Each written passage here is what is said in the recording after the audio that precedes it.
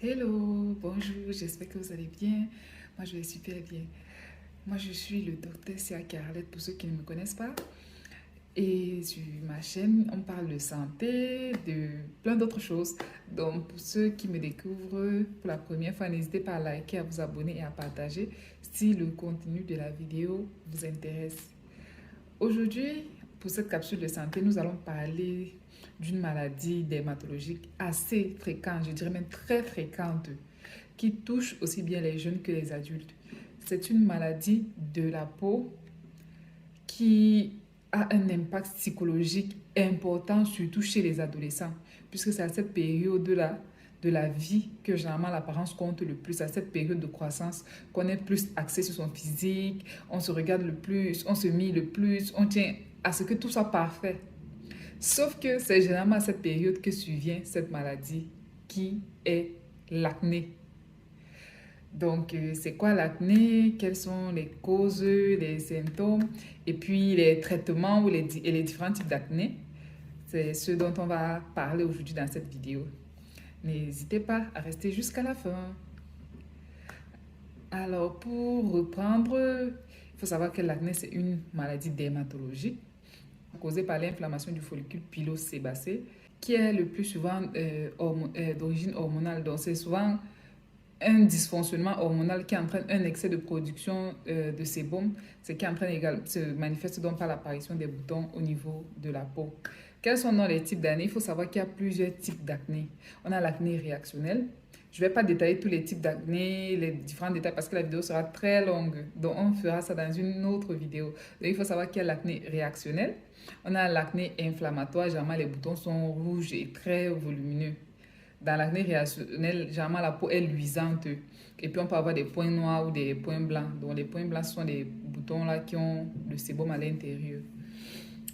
On peut avoir également, on a l'acné juvénile qui est l'acné retrouvé justement chez les adolescents, donc la forme d'acné la plus courante. On a également l'acné des adultes qui généralement se retrouve au niveau avant du torse. On a l'acné fulminans qui est la forme d'acné la plus grave, bien qu'elle soit rare. Et on a l'acné nodulaire qui jamais laisse des cicatrices sur la peau. C'est une forme d'acné une forme chronique d'acné. Elle laisse généralement les cicatrices sur la peau. Il faut savoir que donc, quand on a l'acné, généralement, la peau devient luisante, les pores se dilatent et les boutons apparaissent. Parfois entraîne l'apparition des points noirs, des points blancs.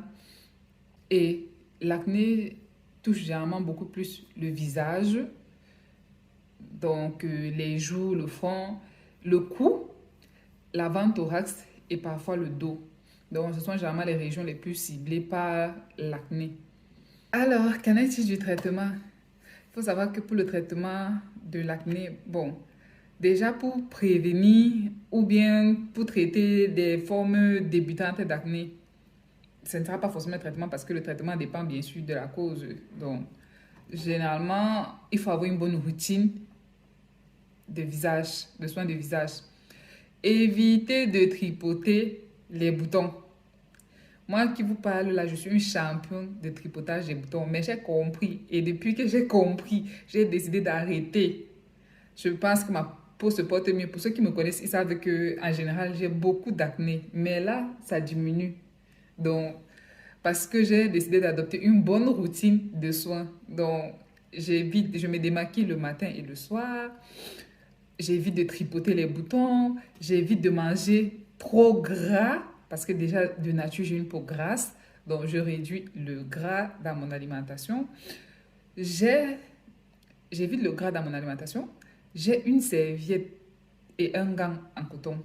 Donc, j'utilise uniquement le gant ou la serviette là sur mon visage. Donc, c'est seulement pour le visage.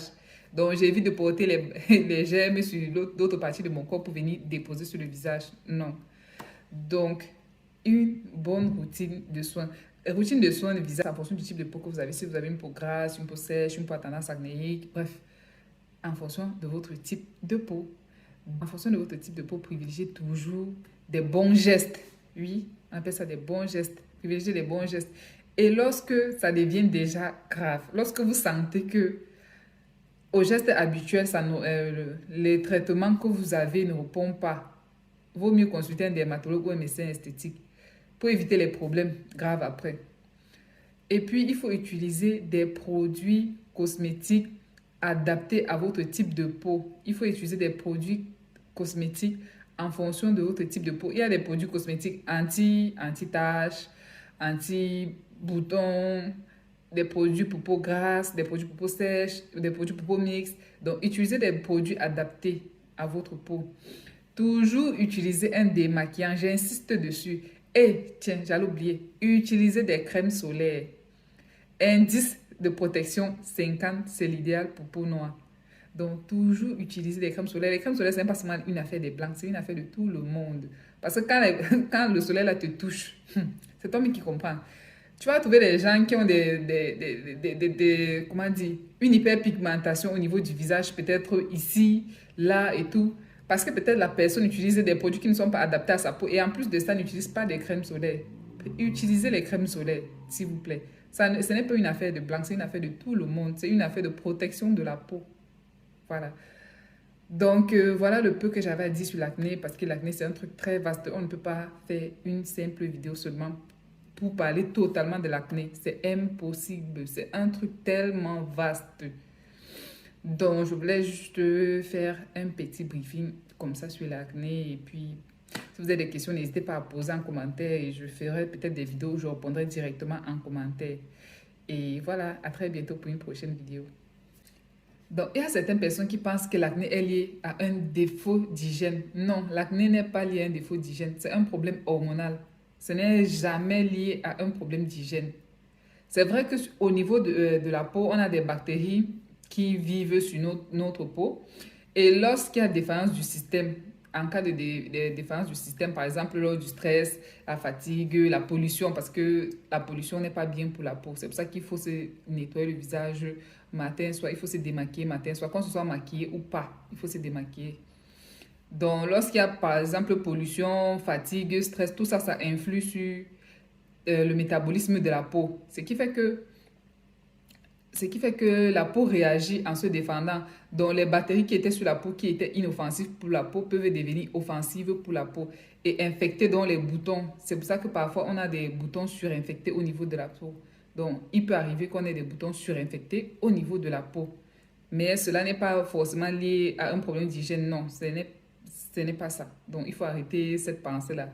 Avoir de l'acné n'est pas lié à un problème d'hygiène.